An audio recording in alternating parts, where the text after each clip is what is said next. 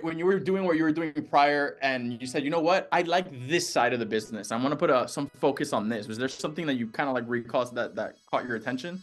Well, it's funny you say that because when I was in my early 20s, that's when I first got introduced to entertainment, right? And we were just booking talent locally in Miami Beach and whatnot, and basically just working as promoting parties and whatnot, and, which eventually leads into the actually building festivals and booking Mhm. talent.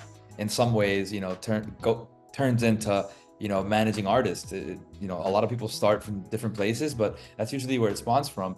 But after I did that, a lot of people don't know this about me, but I went into healthcare management, into health management. I started my own company, Mhm. and I started my company at 25. I sold it. I was fortunate enough to sell it at 29.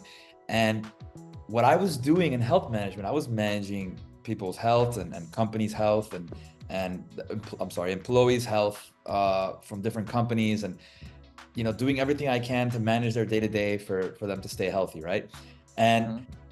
I kind of applied that same process to the artist and to their career, right? So like every day is like checking up on your artist, making sure that they're comfortable doing what they're doing, making sure that they're taken care of in every single aspect, right? And I look at it like there's three pillars in the artist world. There's the music side of it, right, which is their music releases, the touring side of it, which is their shows, and one of the most important part is the third pillar, which is the marketing, right? And the marketing applies to both touring and the music, and everything pretty much just works together.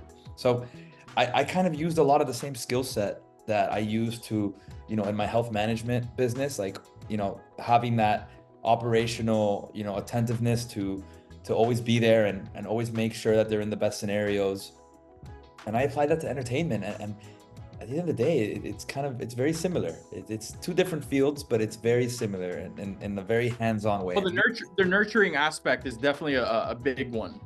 Yeah, and it all depends on being hands-on. Like you got to be hands-on, and whether you're a big talent manager, like what some of my idols like Moshe Leezy and Scooter Braun, like all those guys started on a very hands-on basis, and they're still hands-on.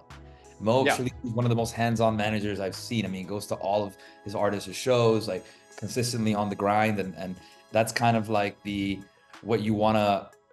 I mean, I'm not going to say look up to, but it is a way that you kind of idolize it, and you kind of take that success that he's brought upon for his artists, and you kind of want to apply the same, the same kind of techniques and the same things that he does.